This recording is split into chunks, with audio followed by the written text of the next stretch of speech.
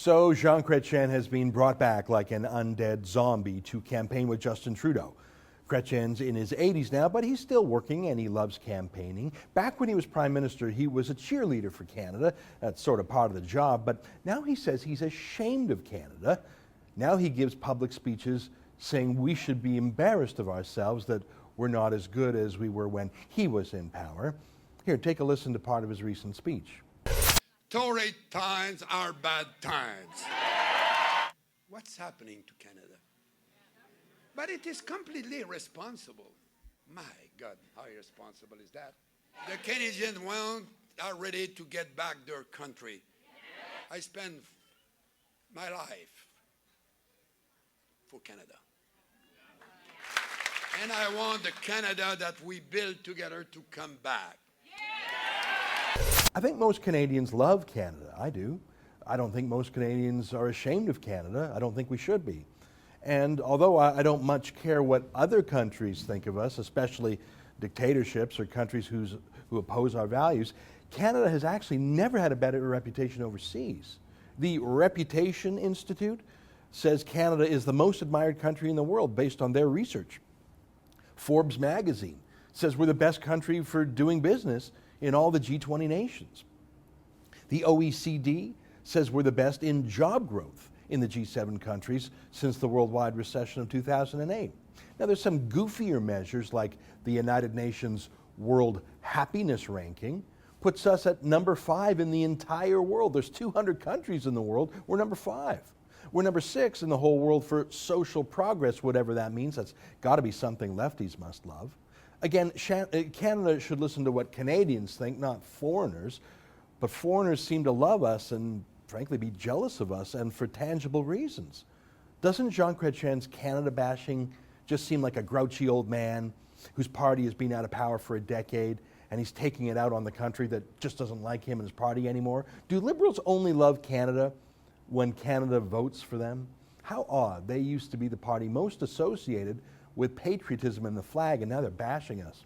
I think a lot of media party types loved to hear from Jean Chrétien for the same reason they like to go to concerts by aging bands from the 60s and 70s.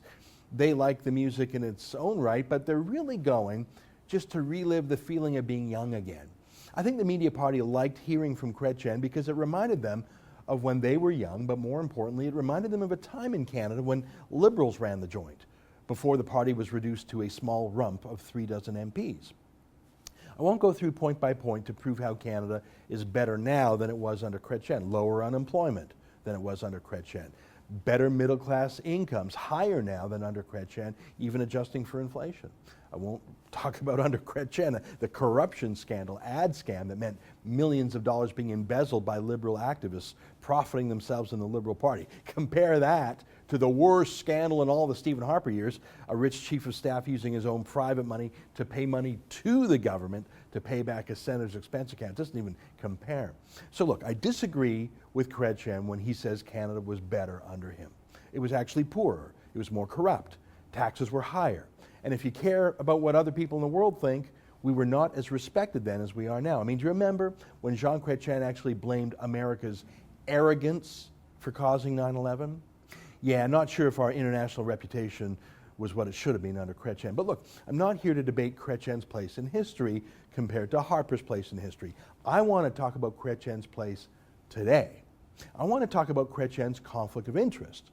I want to ask questions that the media party didn't, like, who's paying Chrétien these days?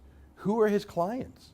And aren't those important things for journalists to report on when they're asking us to take Chrétien's latest speech at face value? See, there are laws in Canada against former public office holders going back to lobby the government they were just in.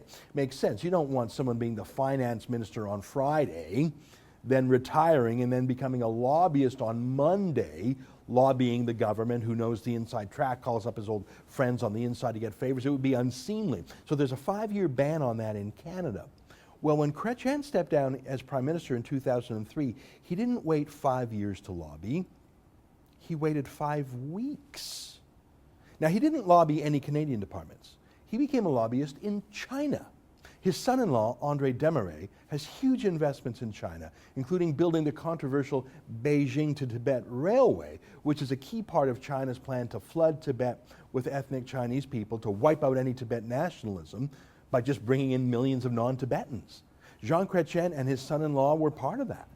Chretien became the China advisor to Ivanhoe Energy, to South Gobi Energy. He signed on to lobby for a company to build a casino in Vietnam, another one-party dictatorship. This is what Chretien has done since leaving office as prime minister.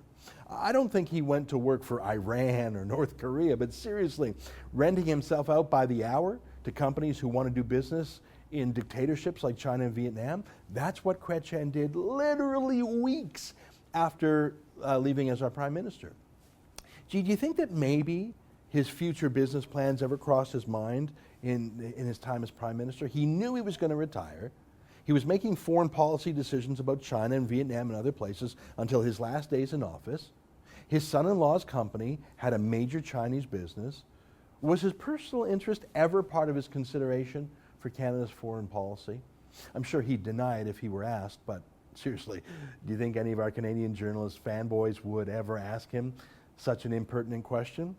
And I'm not just talking about things he's done years ago. I mean, literally this spring, after Russia's brutal and illegal invasion and occupation of Ukraine's Crimea, roundly denounced by the world's democracies, that caused the world's democracies, including Europe and Canada and the United States, to put sanctions on Russia, Jean Chretien sat down for a friendly photo op and meeting with Vladimir Putin himself. He allowed himself to be used as a PR tool for Putin to prove that his actions are just fine. After all, Canada's former prime minister is fine with him, so they had a friendly meet and greet. Putin must be in good company.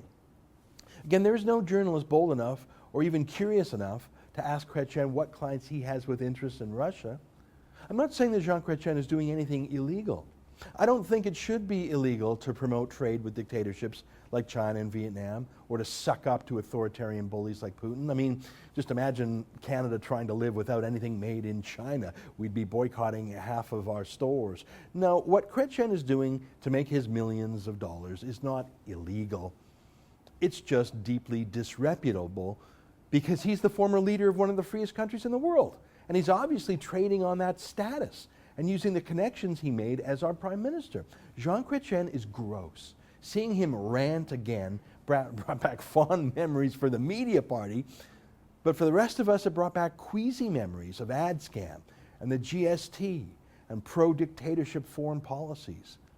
But much grosser than Chretien is the CBC and the Globe and Mail and all the other media who were hanging on his every word last week as if he was still a statesman. And none of them have the ethics to disclose his foreign clients that we know about or to inquire about the clients we don't know. For TheRebel.media, I'm Ezra Levant.